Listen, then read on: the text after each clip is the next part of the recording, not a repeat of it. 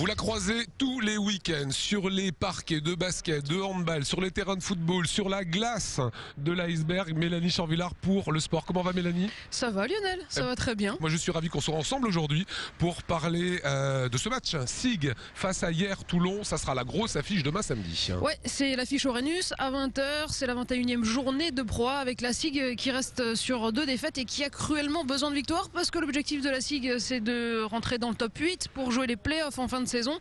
Et pour l'instant, il faut le dire, c'est pas très bien parti. Voilà, il y a des blessés. Ouais, il y a quelques blessés, il y a Sacha Gifa qui pour l'instant est aux soins. Il y a Pervis Pasco, le pivot aussi, qui était aux soins. Il a fait que la moitié de l'entraînement jeudi soir. Et Hyères Toulon, ça reste quand même un gros morceau. Ce que je te propose, c'est d'écouter tout de suite Frédéric Sarr, l'entraîneur strasbourgeois, en parler.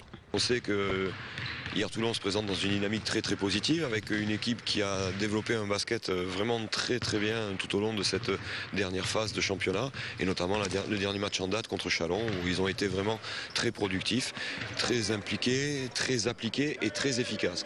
Donc on sait le chantier qui nous reste à faire.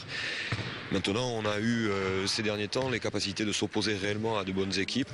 On n'a jamais été en mesure de l'emporter, malheureusement. Ça fait quelque temps qu'on court après une victoire, après celle de Pau. Donc j'aimerais bien que le travail que l'on a accompli et les efforts que font les gars se soient récompensés par cette victoire contre le HTV. Chaque défaite qui se sont accumulées ces derniers temps, des défaites très courtes, ça fait que ça devient difficile pour obtenir les objectifs que l'on a. C'est évident que ça devient de plus en plus compliqué. Néanmoins, je trouve que les garçons, par rapport à la volonté de continuer, c'est plutôt très positif. J'espère qu'on en sera récompensé ce samedi soir. Voilà, on le voit avec Frédéric Sarr. Gros morceau quand même demain samedi. Hyères Toulon qui est sur une spirale ascendante. Ouais, qui est sur une spirale ascendante et la SIG qui est plus maître de son destin pour accéder aux playoffs en fin de saison.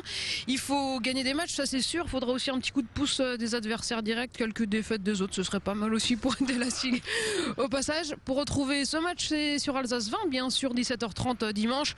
Les meilleurs moments commentés par Aurélien Gasser et montés par l'équipe des sports. Voilà, autre actu sportive du week-end. On va pas revenir sur le hockey, ça vous le ferez lundi dans le Top Sport. Ouais. On va parler de handball aussi lundi dans Top Sport parce qu'il y a Célestat qui joue. Ce sera ce samedi au CSI à 20h contre Vernon. C'est un match en retard, du coup Célestat a l'occasion de reprendre la tête de la D2. Ça sent plutôt bon pour l'instant pour les Célestadiens pour remonter dans l'élite du handball. Et puis allez, on se dépêche pour les amateurs de foot, pour les Colmariens entre autres. Il y a les SR Colmar qui ont beaucoup besoin de victoire eux aussi parce qu'ils sont un peu dans la zone rouge du national. Ils reçoivent un gros morceau. C'est Bastia qui est leader pour l'instant, mais ça peut être un beau match au stadium. Et le Racing ne joue pas ce week-end.